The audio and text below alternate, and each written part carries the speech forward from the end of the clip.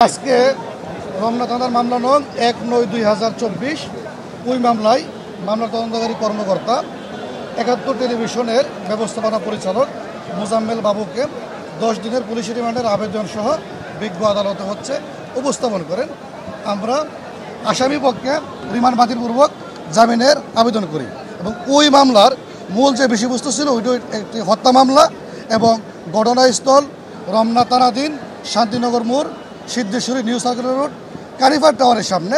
এবং ওই সময় যিনি ভিকটিম ছিলেন লিজা আক্তার, বিগত 18/7/2024 তারিখে উনি এই দুর্ঘটনার শিকার হন। পরবর্তীতে 22/7/2024 তারিখে হাসপাতালে কর্তব্যরত চিকিৎসক তাকে মৃত ঘোষণা করেন। আমাদের যে ডিফেন্স ছিল, যে মূল বিষয়টা ওইটা ঘটনাস্থলে পুলিশের 30 থেকে 35 জন পুলিশ বাহিনীর সদস্য, পাশাপাশি ঢাকা মহানগর দক্ষিণ আওয়ামী লীগ এবং তার অঙ্গ সংগঠনের লোকজন অস্ত্রসহ উপস্থিত ছিল। কোনো সাংবাদিক অথবা সাংবাদিক রিপোর্টার, প্রতিবেদক বা চিফ এক্সিকিউটিভ অফিসার বা ব্যবস্থাপনা পরিচালক এই ধরনের ঘটনাস্থলে উপস্থিত ছিল। এই ধরনের কোনো বিষয়বস্তু কিন্তু মামলার এজাহার বা ফরওয়ার্ডিংয়ে নেই। আমরা বিজ্ঞ আদালতকে অত্যন্ত জোরালোভাবে বলার চেষ্টা করেছি, আমাদের যে অভিযুক্ত মোজাম্মেল বাবু, তিনি ৭১ টেলিভিশনের ব্যবস্থাপনা পরিচালক এবং তিনি সরেজমিনে রিপোর্ট সংগ্রহ করেন না এবং ওই দিন ঘটনাস্থলে উনি উপস্থিত ছিলেন।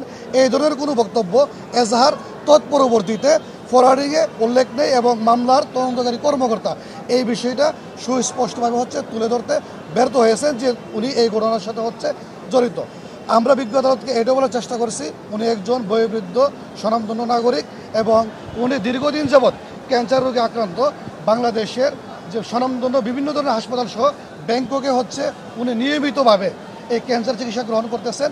বিজ্ঞ আদালত যাতে তার রিমান্ড নামঞ্জুরপূর্বক জামিন প্রদান করেন।